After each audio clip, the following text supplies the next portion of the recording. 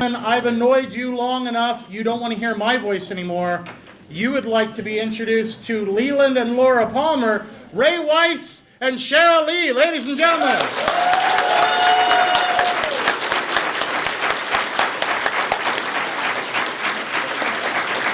I don't know which one I'm on. Let's see. I don't know which way. Oh, I'm going to be Ray. Whichever way you want to be. Well, that's me. Perfectly fine. I think so. All right. Thank you, first of all, before... Well, as you can see, we really get along in real life. Okay. Thank you very much for being here. It is an absolute pleasure to get to sit down with both of you. I'm sure we have a couple of fans in the crowd, I think.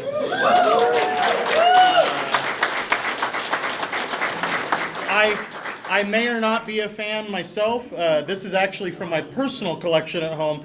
For some reason, I'm old enough that I have Laserdisc still.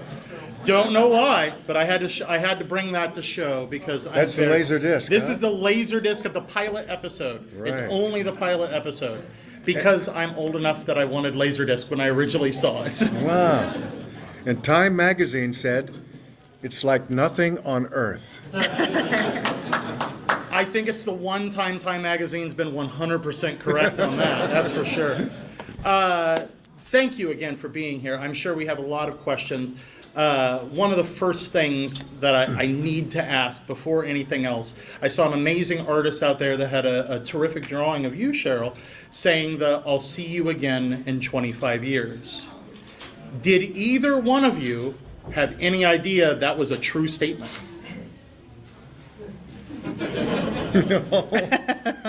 We rarely had any idea about anything that was going on. We still don't. And we still don't know. We talked about it over the years that maybe Twin Peaks would come back again, and I remember getting together with David a couple of times, and he would always say things like, "Well, Ray, the town is still there. Who knows?" Right? And we really didn't have any idea. Yeah. How much of it throughout the process did you have any idea? You made the comment that you didn't really know, but throughout the process, as scripts were coming to you, as characters were handed, I mean, I know there's the famous story that you were so amazing in the pilot that David Lynch specifically wrote a whole new character for you to come back. So where Well, she was wrapped in plastic. I know. So how she was so, but that was one of the stories that was said. So how is it that throughout that process, how much information did you know? How did you know? Well, for me, can you hear me? Is this working? Are you on? Hello? You hear? It doesn't sound like it's working. Can you hear me? Yeah. Okay. Good. One of my favorite things about working with David is that it keeps you completely present in the moment, his world, and being with him and the way that he works and the way he directs. You have to stay in the moment because you don't have a lot of the future information, kind of like life. Yes. In that way. So yeah, I never did have a lot of future information. Me either. I just know one thing. I did not want it to be me. I did not want to be it. And I kept telling everybody that, including David, and they still went ahead and did it to me. I didn't want to leave town. You know, I knew that if it was me, I would have to die or go to prison at the very least. And I didn't, and also I had a little baby daughter of my own. She was about 2 years old at the time. And the whole idea that Leland was the killer of his own daughter just did not sit very well with me. In fact, it was a kind of anathema to me. And so when David said, when we got in that little room with the lava lamp in the corner, you remember that? Yes. David sitting cross-legged with Mark Frost on the floor. Richard Beamer's with us, I remember, the Ben Horn. And David leaned over and tapped me on the knee and he said, Ray, it's you. It was always you. You remember that? Yes. And I remember I think I said out loud, oh shit. I think I said that out loud. And then David proceeded to go on about what a lovely final moment I would have, and I would see my daughter at the end of a tunnel in a bright light, and she would have her arms out to me and forgiving me, and I would be in Cooper's arms, and he'd be reciting the Tibetan Book of the Dead. And he painted such a beautiful picture that all of a sudden it wasn't anathema to me anymore. And I looked forward to playing that final scene. And I remember it very vividly to this day, the water running down my nose and in my throat from the sprinklers that were in the ceiling of this jail cell I was in. And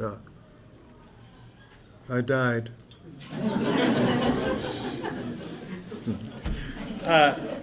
There are two, before I open it up for questions, there are two specific moments that I think, in my opinion at least, are moments that when you hear about actors working with David Lynch and saying about the joy and the challenge, there's one for you that I'd like to bring up. When Cooper comes to you and talks to you about that they just found out that it was Ben Horne who supposedly killed Laura, and you have this terrific scene where you begin with the crying, and as soon as you walk out of the room, the most maniacal laughter I've ever heard on film.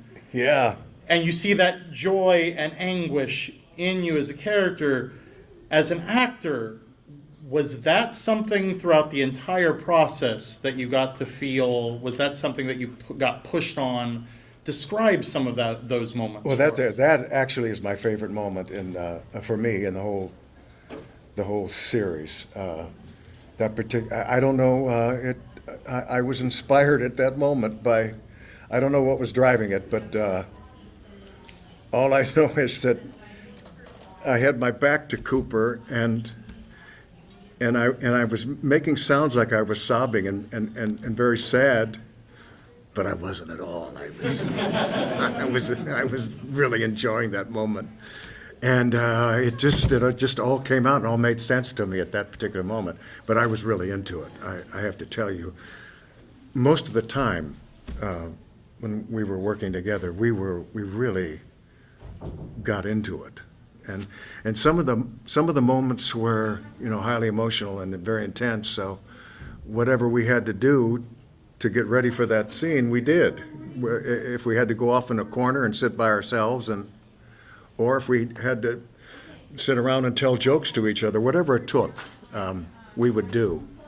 How about for you? How did you approach it? Yeah, and I just have to say, I feel so incredibly lucky to have had Ray and Grace as my parents at such a young age, because I think of both of them as master actors.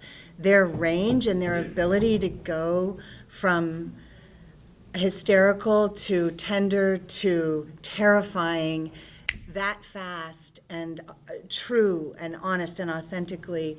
There would be times where I would be in a scene with them and I'm in character, and at the same time, the actor in me is in awe of the brilliance of what they're doing. And I felt like I was like a little puppy following them around, just wanting to hang on to every word and everything that I could learn from the two of them. And they were both, and Ray especially, because we had such difficult things to do, to have someone who I could feel so safe with, having to take such an insane journey with. Right, when I sent you back to Missoula, Montana, remember that? That was a very intense day. Poor Cheryl, she was actually killed by 3 different people that day. By me, by Richard Beamer, Ben Horne, and by Frank, Bob, Who was also a dear, dear, sweet soul. the sweetest guy you'd ever want to meet. Really, wasn't he? He was Yeah.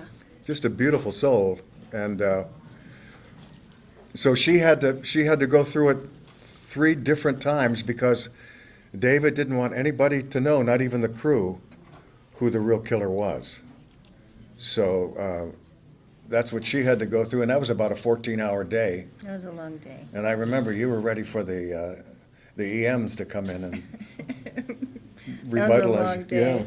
Yeah. Now, another question I want to ask you, Cheryl, for as far as you came into our world dead, wrapped in plastic, and then you go through 2 seasons, and then suddenly we get to see your life beforehand through Fire Walk with Me, Yeah. showing that we never know what's going to happen next with anything David Lynch is involved in because we already had your story.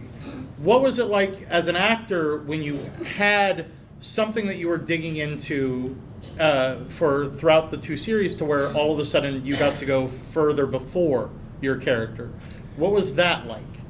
Well, it was such a gift for so many reasons. You know, one, I get to work with everyone again in the cast and crew, and also because I never felt Laura's life force, even though she was dead, her life force for me was very strong. So I didn't feel finished with her. I didn't feel that something that needed to come full circle had come full circle. But I didn't know, I was so young, I didn't know what that meant or what do I do with that creative energy. You know, for those of you that are artists, when you have a story that you're participating in the telling of, you don't know when the end is going to be the end.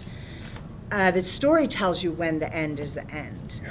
And so I knew artistically that that wasn't the end, but I didn't have any way to do that by myself.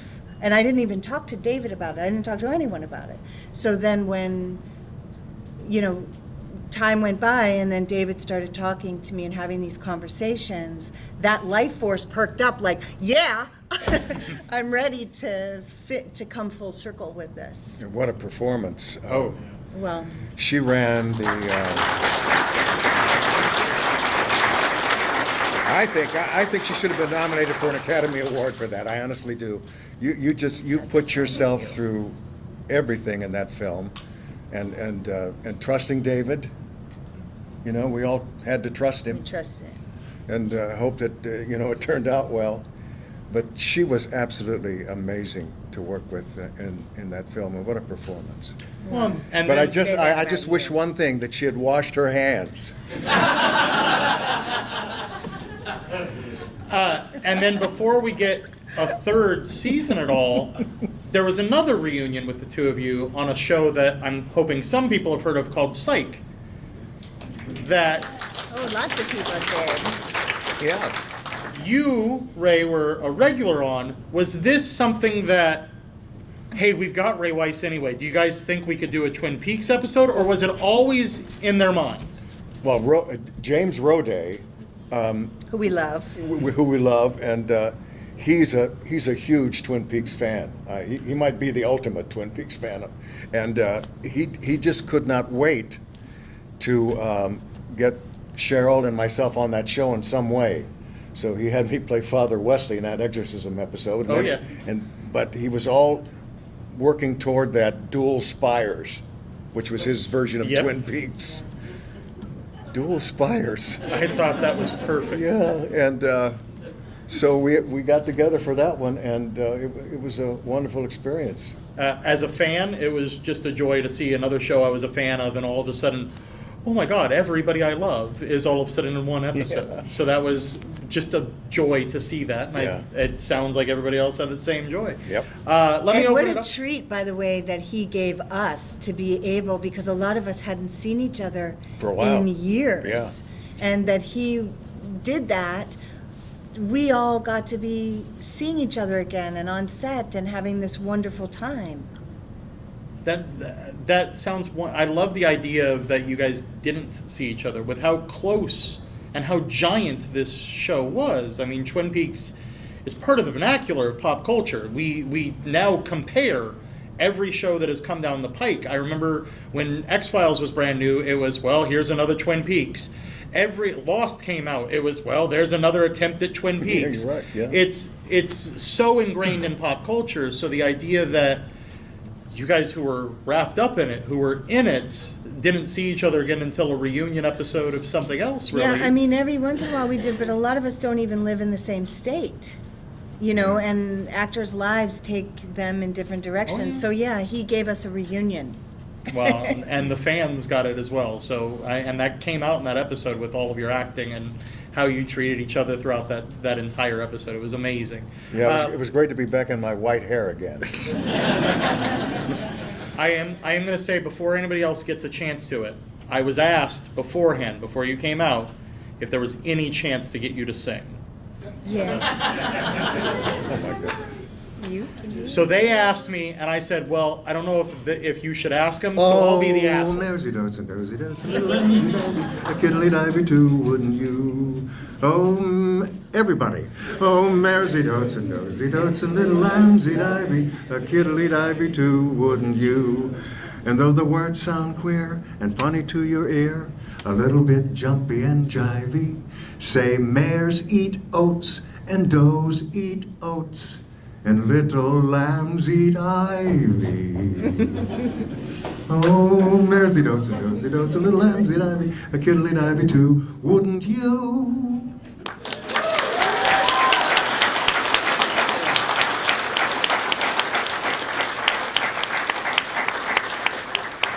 I know Thank you're you. I an hadn't really expected to have to do that, but I'm glad I laid it on you anyway. I know you're an actor, but every part of me heard Leland Palmer there, and my hairs just all stood up. And That was Leland. Actually, Ray could actually sing that better. Let me open it up for questions. Number 44. Cheryl, like Ray was saying, your performance in Fire Walk with Me is incredible. It's my favorite performance that year. Thank you. And obviously there's a lot of trust that had to go into doing the things you did throughout that film, and I'm sure you had a lot of trust in David. But was there anything in particular where you really weren't sure, how is this going to be seen? Is this going to come off right out of the things you shot in that movie?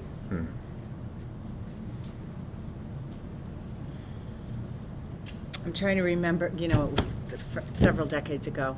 But neither I one of you don't- look like you aged. That's the issue that Oh. I'm having right here. Well, it's nice of you That's to say. kind of you. Okay, it's a tricky question because something coming off right isn't necessarily part of my thought process when I'm working on a character. I'm more concerned with something coming across as true, not right, or there's not a judgment attached to it as much as there is a commitment to the truth of that character. So that is my compass, is, you know, because one of the things I love about David's storytelling is that the characters are very, very, very complex. They are not characters that you can just put in a box. You know, they're very human in that way, and that they can be terrifying and funny, and, you know, they're like us. There's all, I mean, they're, you know, on a different scope than most of us, but that we have all these different aspects to us. And because I was so young and so inexperienced as an actor, just even in terms of knowing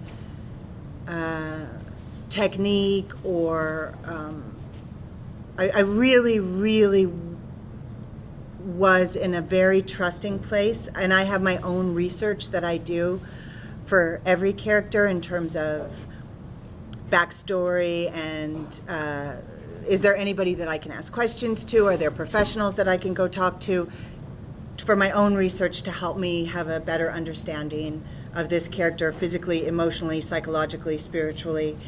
So I do all that, and then also have a more internal process for myself of getting to know that character, that person, that life. I don't know if that answered your question or just made everything more confusing. Did that? I'll be very Twin Peaks. If it answered it directly? A good TP answer. I have a question back there. Yeah, open question. I don't know if you guys have seen the entirety of the third season, but to me it feels like much more political than the first two, with the atomic testing episode kind of being the Rosetta Stone for that. I was wondering if David Lynch and Mark Frost shared any insights with you about their concept for America, small town America, just America in general, was how they envisioned it for that season, or if there's anything that you picked up, any resonances. I can't hear. No, The- I the never. third season felt more yeah. political to him than the first two, specifically the antithesis being the, if I heard you correctly, the atomic testing episode, feeling like it went in a more political aspect. So wondering if Mark and David shared anything with you about the feeling of that. No, I've never had a conversation with David or Mark about anything like that. But also, just in regards to the way that they work, it's not, and I've said this before, so forgive me if you guys are hearing this again, but we think that communication happens in so many ways other than just verbal.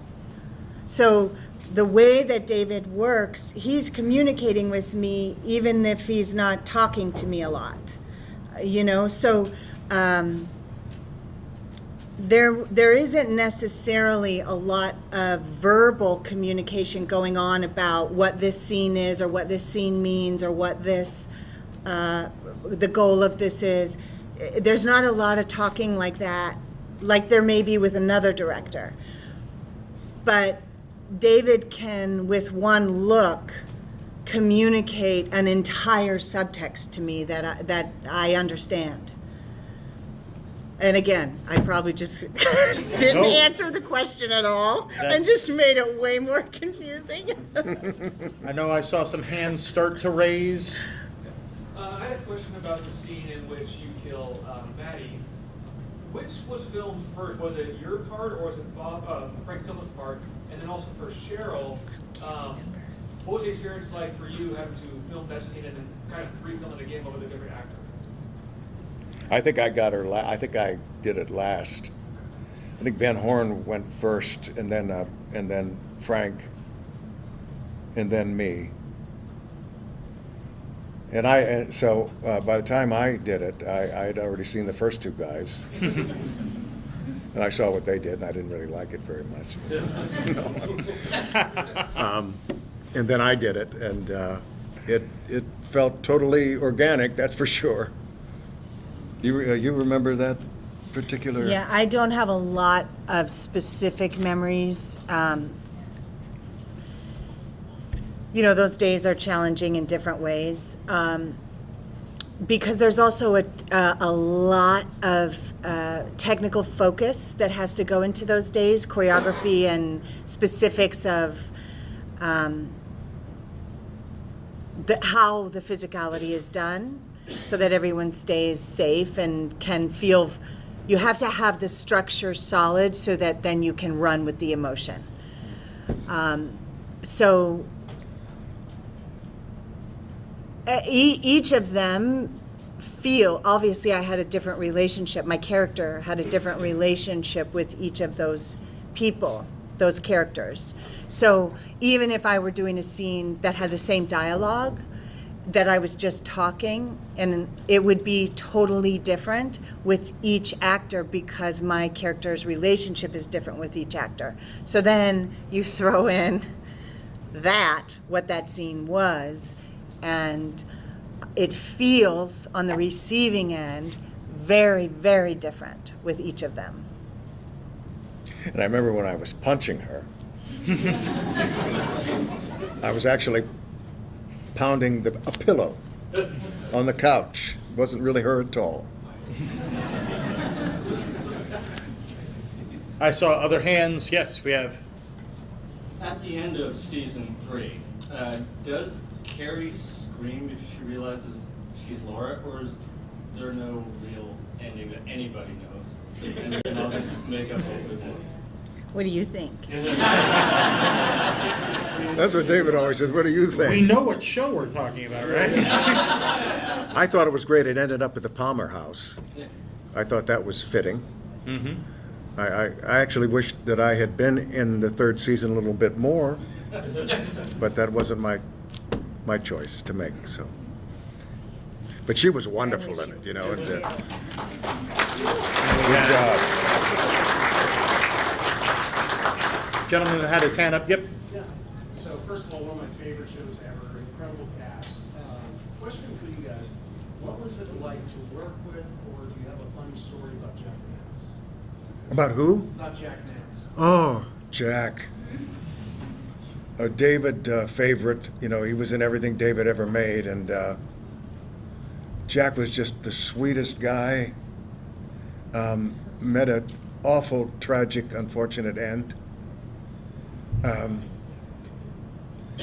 It hit all of us really hard, the way it ended for Jack, and but he was just a wonderful person, and his Pete Martell, wrapped in plastic, you know. That moment will always is engraved on my brain, and he was just a wonderful fellow in every way. Did you? Yeah, total sweet. Just that's what I think of as just.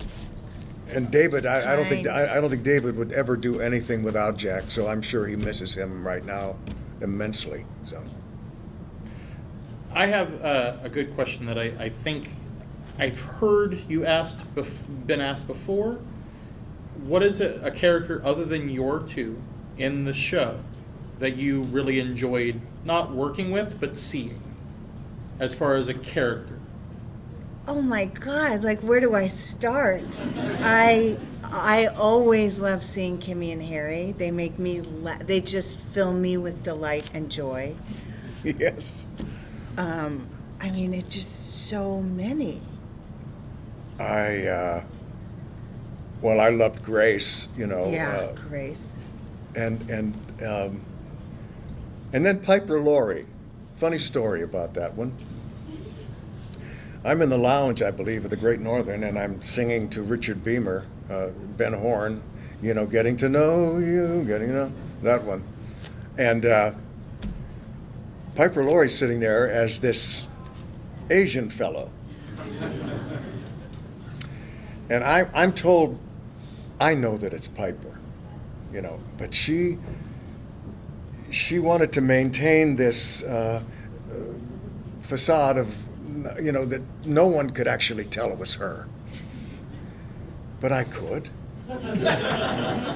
You know, she looked, it looked like Piper in an Asian man's makeup.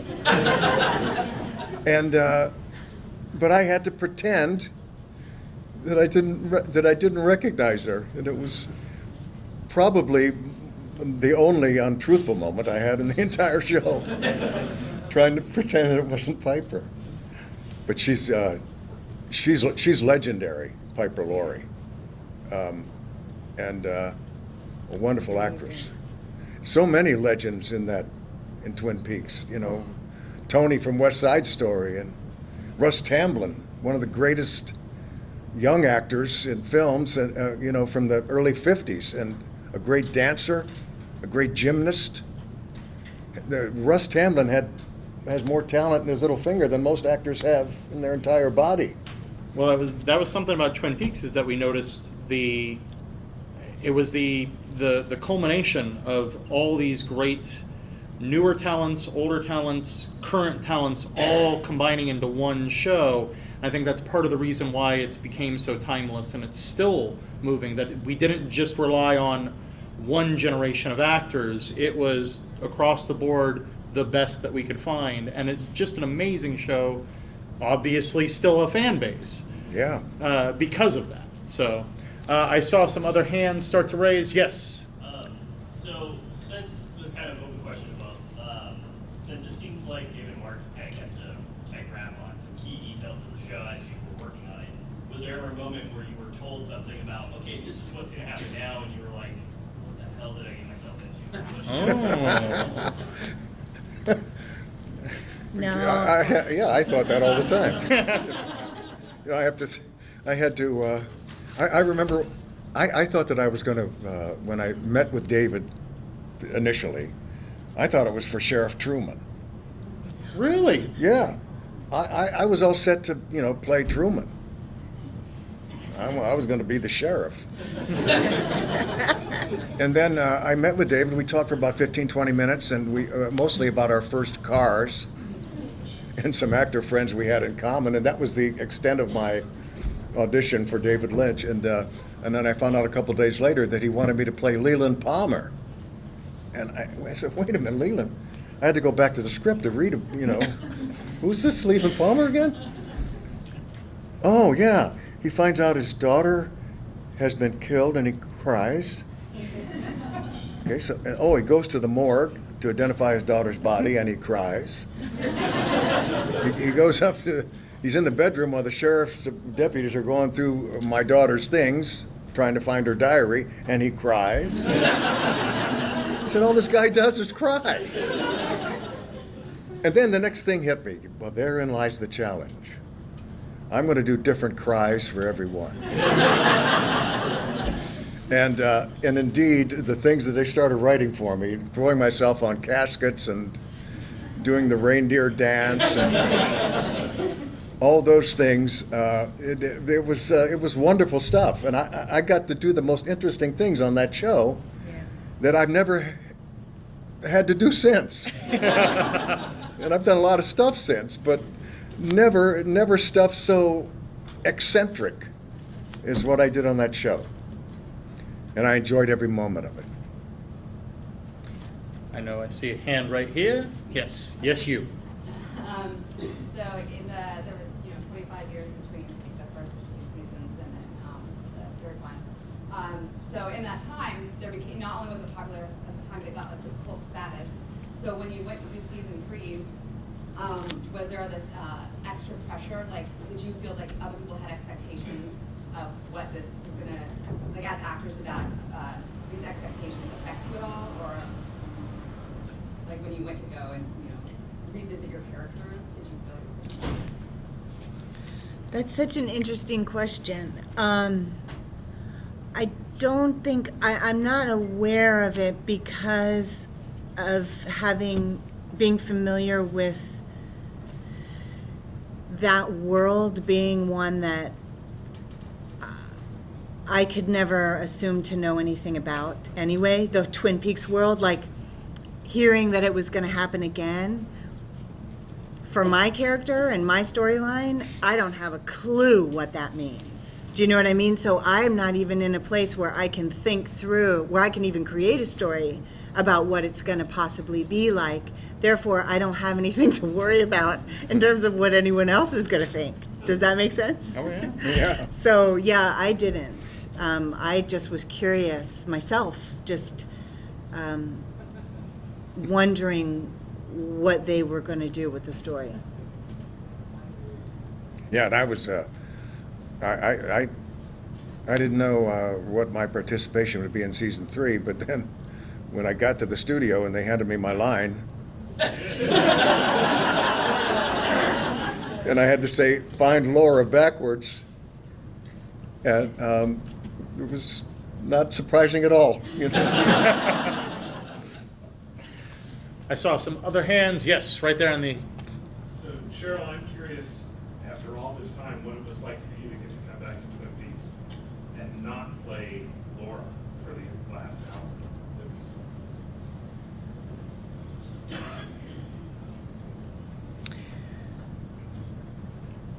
There's not a simple answer to that question.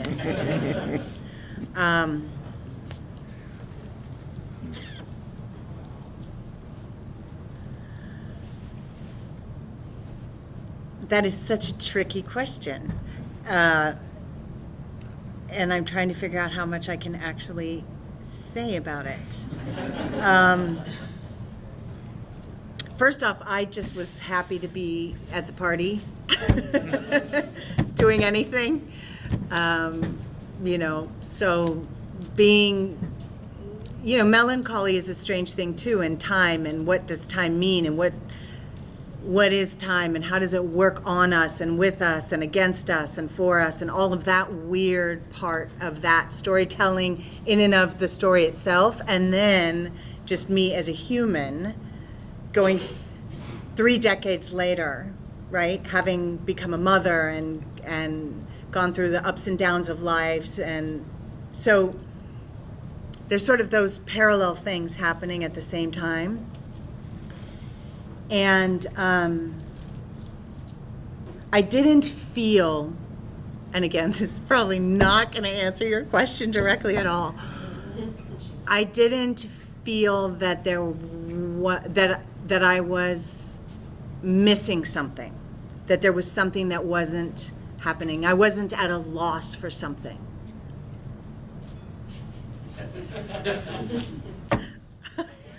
I am like the worst person to interview on planet Earth. I have to say, you're one of my favorite people that I've interviewed so far. Because I'm not getting okay, here's the easy answer. I will not give you an You're easy giving me answer.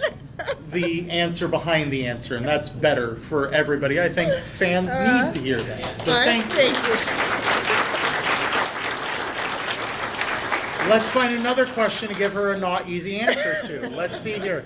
I believe the gentleman in cosplay, please stand up so we can see this. Thank you. Hey! Dr. Jacoby. I don't think there's a direct answer, but does your gut tell you, or is there any indication or hint that there's going to be a 4? Oh, I don't have any idea. I have no idea. I have no idea. Oh, I think everybody wishes so, and but it's all in David's realm, in his purview, and he's so busy doing so many other things, you know, with his artwork and his music and everything. It's like, but an interesting little story. May I tell it? Please. Angelo Badalamenti, our composer. Great music, and when that soundtrack came out, it went to #1 on the top Elvin chart. And then, Angelo tells this story about a Beatle, Paul McCartney, calling up Angelo and wanting him to come over to England to Apple Studio and work on some music with him. So Angelo eagerly went, and his first day at Apple, Paul McCartney told him a funny story. He said, I was going to go to Buckingham Palace. This is Paul now speaking. I'm going to Buckingham Palace. That's all I'm going to do. I was about to say you do a great Lynch and you do a good McCartney.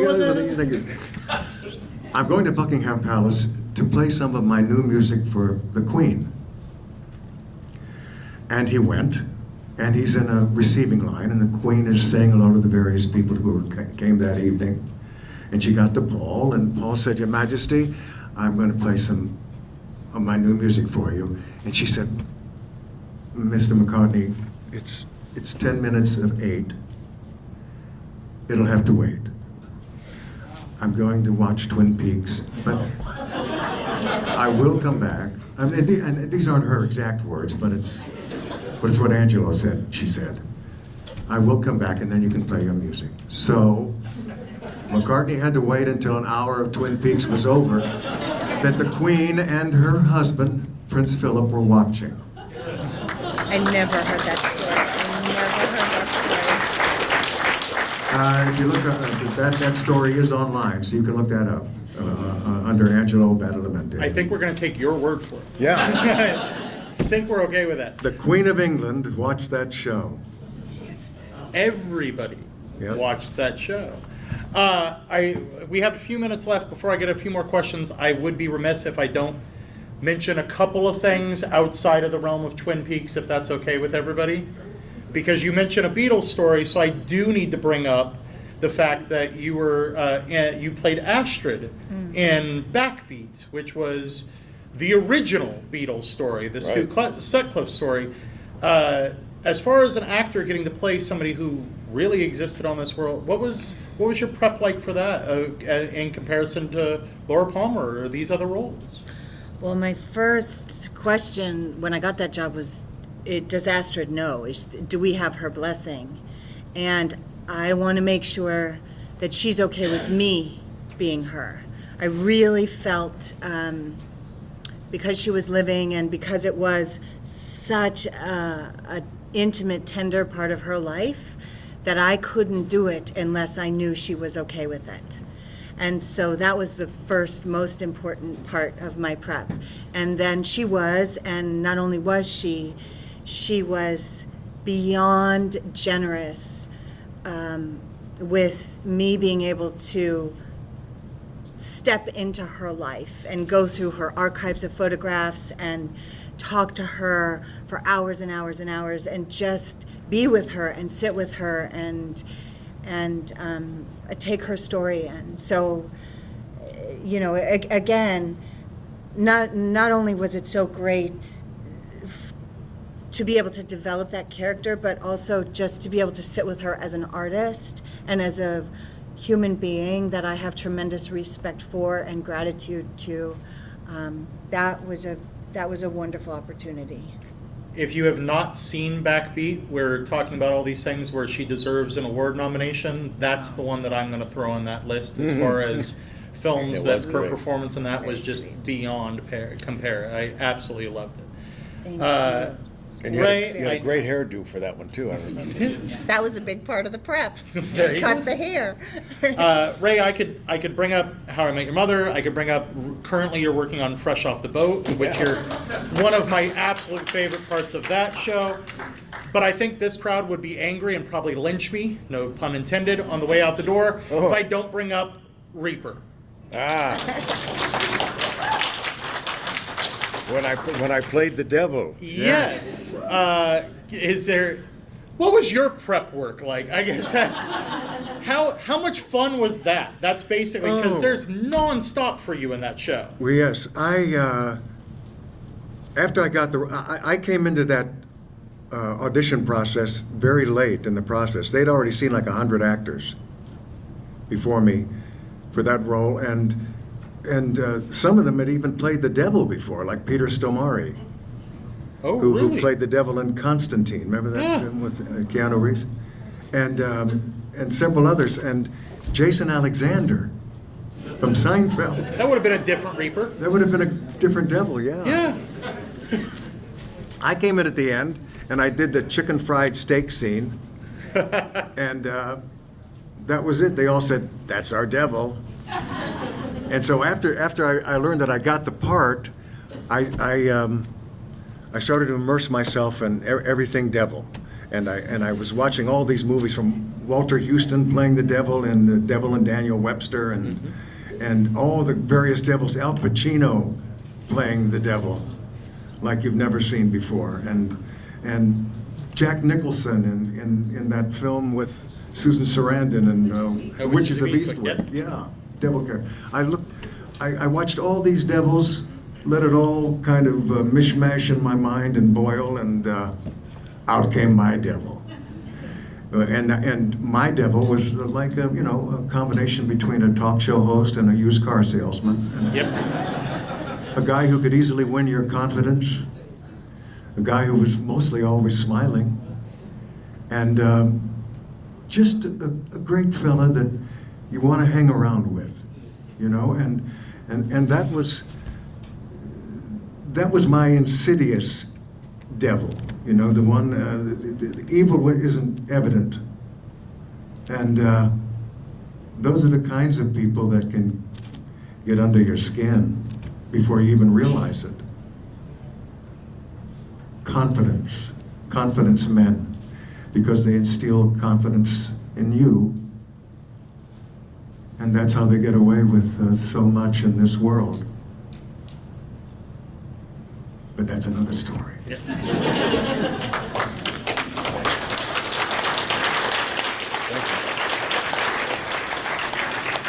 We have time for just a couple more questions. Let's see here. I've already gotten you one, so let's get a new person, then I'll come back to you. Let's go right over here. All right, I wanted to piggyback on the question before Dr. Jacoby's. The final episode of The Return, you were Carrie Page. When you signed on for The Return, did you know that you were going to be playing Teen Laura again? And what was that like? No, I didn't know anything at all. And when I did find things out, they weren't very, they didn't have a lot of advance notice. I remember we were emailing ourselves back and forth also with Grace Zabriskie. What's going on? Trying What's to figure going out, am I going to be in it? Or are you going to be in it? What's going on? So- I finally got a call from David, and I got it on the answering machine. You know, I pressed the button and it said, Hello, Ray. David Lynch here. Hope you're doing great. and then he said, call this number, and so I called later and we found out. So I You love got the it. fact that working in a David Lynch world is a lot like watching a David Lynch world. You don't know what happens till it happens. That's right. Hope for the That's best. Yep. Let's end with number 44 here. So I'm a big Kubrick fan, and it was really fun to see in, I think it was X-Men First Class, looked like you were in the War Room. Like Yep. they had rebuilt the Doctor Strangelove War Room. Was that a physical set in completion, or was it part digital, and what was it like to be on that set? no, that was all real. And it was built on a huge soundstage at 20th Century Fox, and it was a big, huge war room, and with all the gadgetry and all the maps and all the people sitting around the big wide tables, and I was cast in the role of Secretary of State, and it was, again, a very minuscule part. And I was supposed to shoot it in London. And I'm getting ready to go over to London to shoot it, and they said, well, we're not going to do it in London. We're going to do it in North Carolina. So then next week, I'm ready to go to North Carolina, and they said, no, we're not going to do it in North Carolina. We're going to do it in Los Angeles. And so they had me on payroll for about 4 or 5 weeks, and I'm only supposed to work one day. I made a ton of money. And that was a $100 million movie, and I thought, God, the waste in Hollywood is absolutely amazing. And these big budget films, they can throw money around like it means nothing, and it doesn't mean anything to them. It's like, but boy, it sure made my year. Ladies and gentlemen, I cannot thank these two enough. Round of applause for Ray Rice, Cheryl Lee. Do me a huge favor. They're both at their booth.